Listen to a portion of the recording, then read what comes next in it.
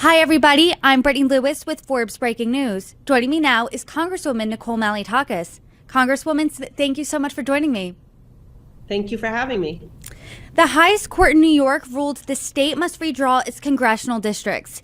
You have called this move by the Court of Appeals, quote, corrupt and a, quote, slap in the face to the voters of New York.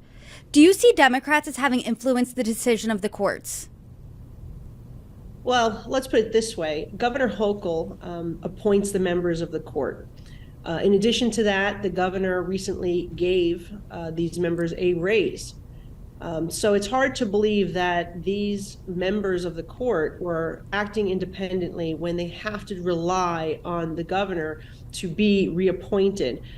So I do believe it is very corrupt. But let me explain why, more importantly, because in the past, governors have appointed members as well. The problem with this particular court as it is right now is that following the decision last cycle, which was the right decision as pertains to the law, the maps that were drawn by the Democrats were unconstitutional. And so the special independent master was appointed to draw independent maps, which were the most fair and competitive maps we've seen in New York in decades.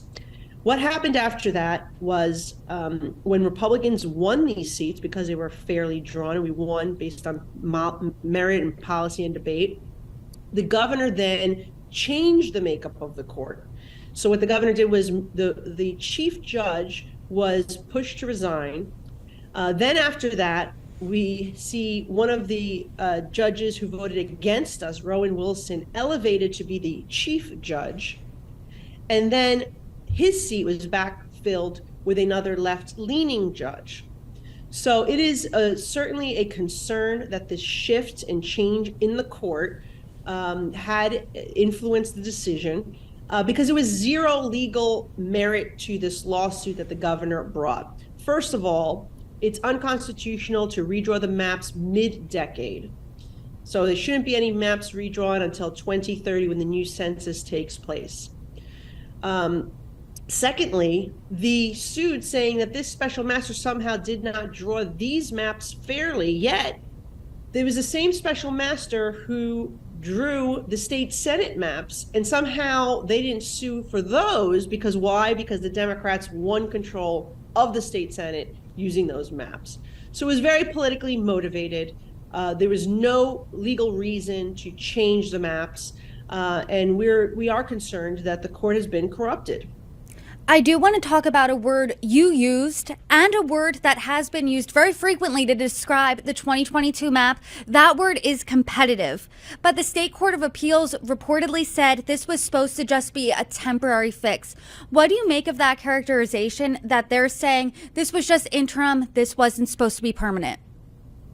Well, again, the Constitution is quite clear. You're not supposed to redraw the maps mid-decade. Okay, that's number one.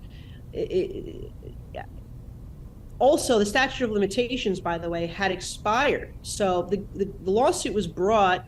If that was what the remedy the governor sought, they should have brought it immediately, not after they found out the outcome of the election, how it would turn out in November of 2022.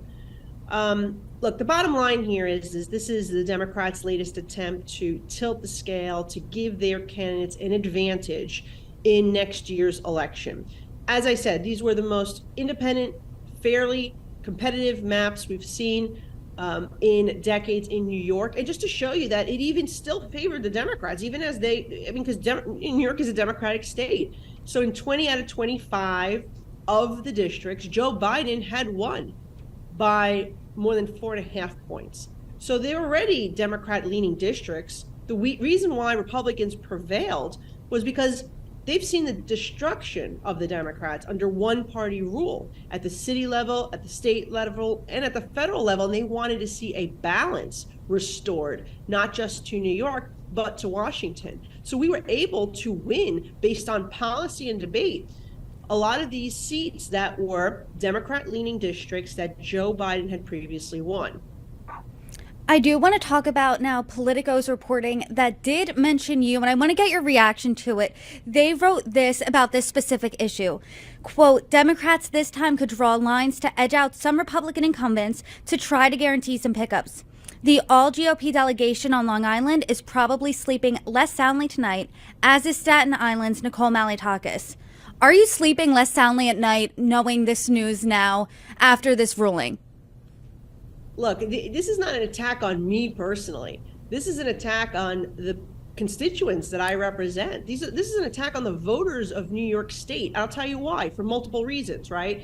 They are trying to silence those voters who elected me and my colleagues to be their representative in Washington. And also, the voters said quite clearly in public referendum, the last time in 2021, that they did not want the state legislature drawing these maps. They did not want political gerrymandering, which is unconstitutional now, thanks to the vote of the people from prior to that. So all I can say is that, look, representatives may come and may go. The people, though, at the end of the day, have the opportunity, and it should be that way, to choose their representative, not the other way around, where Albany politicians get to choose the constituency. And that was why last year we saw the court do something unbelievable when it said an independent master was going to redraw these lines because the Democrats in Albany have egregiously gerrymandered these districts. Now we're seeing that same court with the old switcheroo musical chairs that the governor played, saying that the maps have to go back to Albany to be redrawn. It's unbelievable. It is very corrupt. And so, it is attack and a slap in the face of the voters of New York State who said they did not want it done this way. There are some seats, obviously, that could be flipped from GOP to Democrat. Are you personally concerned about your seat? Look, I think I will be able to prevail regardless of what these lines look like, okay? I'm confident my constituents, the ones that will remain in the district, know the good work that I've done. We've delivered billions of dollars for my community. For New York City. And specifically, we've helped our hospitals, we've helped our NYPD, we've helped our nonprofit organizations, our local theater, our VA, our military base on Staten Island, our federal parks. We've delivered resources for them. We're getting the seawall on Staten Island back on track. We're delivering infrastructure funding that has helped deal with a lot of the flooding issues in my community. And so my constituents know that I'm there in Washington working for them. We've helped thousands of people, whether it's anything from passport to people who have come to this country the right way, we're stuck in bureaucracy, become U.S. citizens, to helping people on disability with Social Security, people that were owed money from the IRS, get those funds. So I feel very good that the constituents that will remain in my district will support my reelection, and we will work in whatever other area they choose to tack on to the district. But at the end of the day, it's much bigger than just me, right? Again, the people should have a say in who their representative is. And what the Democrats in Albany are doing through this process is trying to change the maps to give them an advantage so that way a Democrat can win, silencing the vote of those people who do not want another Democrat representing them in Washington. So it is just plain wrong that they're doing this. And we will continue to fight and expose the corruption that we're seeing from Democrats here in New York in particular. As you said, this is bigger than you. This is bigger than New York. So I do now want to take a step back and get that 30,000-foot view and talk about the implications this could have nationally. Because as many as 6 GOP seats could flip, this has implications for the balance of power when it comes to 2024. So does the NRCC have a plan to make up these seats elsewhere in other districts in other states? Well, I can't speak to what's going on in other states. We're going to have to look for opportunities where there are competitive seats to challenge Democrats who are not doing the right thing in Washington with strong Republican candidates who are reflective of those districts. And I think we have done a good job of that these last 2 cycles, picking up seats where we took the majority. I think that you're right. New York now plays a pivotal role in who will control the House of Representatives. And that, I think, is part of the foundation of the governor's plan, is that they are trying to tilt the scale to get more Democratic seats out of New York to make Hakeem Jeffries the speaker. There's no doubt about that, that's what they're trying to accomplish here, because they want one party rule in Washington. They want to continue the madness that we saw when Nancy Pelosi was in charge and the Democrats controlled everything. The massive spending that led us to the high inflation that the Democrats put us in. Just the defund the police movement, this open borders migrant crisis that is affecting every city in America, particularly New York City. They want to continue all that stuff. They don't want to have checks and balances. They don't want anyone calling them out and exposing them. And that's why these seats in New York are so incredibly important. And for those who live in New York City, I'm the only person who gives our city bipartisan representation in Washington. So they should be concerned about not having a balance in our representation, but not even having one Republican that would represent the alternative viewpoint to what AOC is suggesting. So I think that these seats in New York are pivotal for New York, but also for the entire nation, because as you know, when we came into power this year, we controlled the House by just 4 seats, and those 4 seats came from New York. I do want to talk about those seats because based on what you're saying, you think, hey, based on my track record, my seat's pretty safe as of now. But what seat do you think is the most in danger of being lost? And as a Republican, as a New York Republican, how are you going to help them?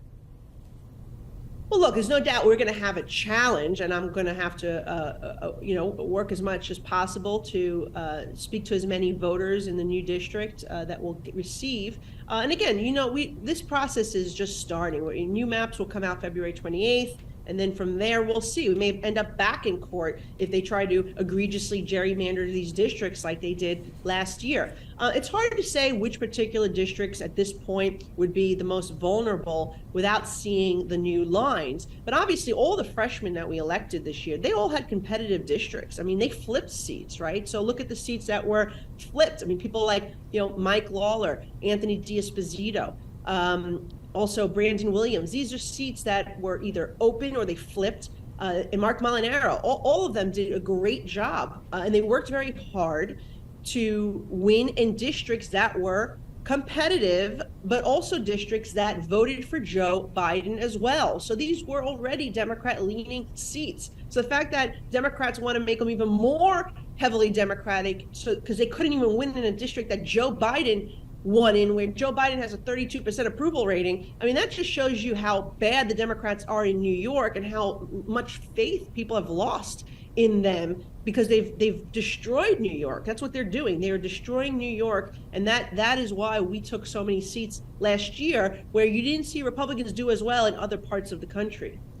I do want to talk about a former freshman member of Congress. That's George Santos. He weighed in on this on X. I do want to get your response. He posted this, quote, "So sorry to hear that. I hope at Book Cameo is as kind and welcoming to the soon-to-be unemployed 6 Republicans from New York.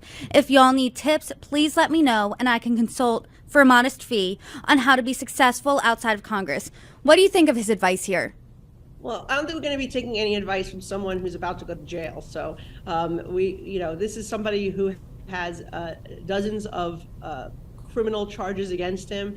He is somebody who's a scorned, expelled member of Congress. He's a known liar. And certainly the last thing any New York Republicans need is advice from him. And finally, Congresswoman, I'm curious, what are your next steps here when it comes to this issue? We're less than a year from Election Day. Look, my office will continue to just do our job. I mean, that's the best way always to get reelected, right? You serve your constituents, you deliver for your district, you make sure you show up, and you hear from your constituents what they have to say. You actually listen and try to go to Washington and advocate for them. And that's what we've been doing each and every day that we're here. I'm very proud of my record, delivering resources, getting cases resolved on behalf of our constituents. They know if they have a problem, they will call us and we will go and advocate for them. And our casework is a very big part of what we do. But more importantly, I think, or equally as important, is that they know that I'm fighting for them on the issues that they care about, that I'm fighting to secure the border, that I'm fighting to reduce this crazy spending that has made inflation out of control to the point where people can't afford a mortgage to purchase a home. They can't get a mortgage. They can't get a loan to go to school. These are the things that I think are incredibly important to the actual people in New York City and America. They want to be able to afford energy. They can't do that if Joe Biden continues to crush our traditional energy sources. We need an all of the above approach. And I think probably the top issue is securing our border. And as you know, the House Republicans passed H.R. 2, our border security bill, and we've been waiting since May for Senator Schumer to do something so we can finally address this issue that Joe Biden created, this massive crisis of individuals and fentanyl streaming into our country. We have the solutions. We've passed the legislation. We need Chuck Schumer now to do his job. And I think my constituents appreciate that there's somebody in New York City who's pushing back against Senator Schumer's, pushing back against Hochul and Mayor Adams, and is actually giving an alternative viewpoint to what Alexandria Ocasio-Cortez and the Socialist Squad are saying. Congresswoman, we do have to leave it there, but I would love to have you back on, talk about solutions to how you want to secure the border, amongst other things. I really appreciate you coming on today. You're welcome back anytime. Well, thank you very much.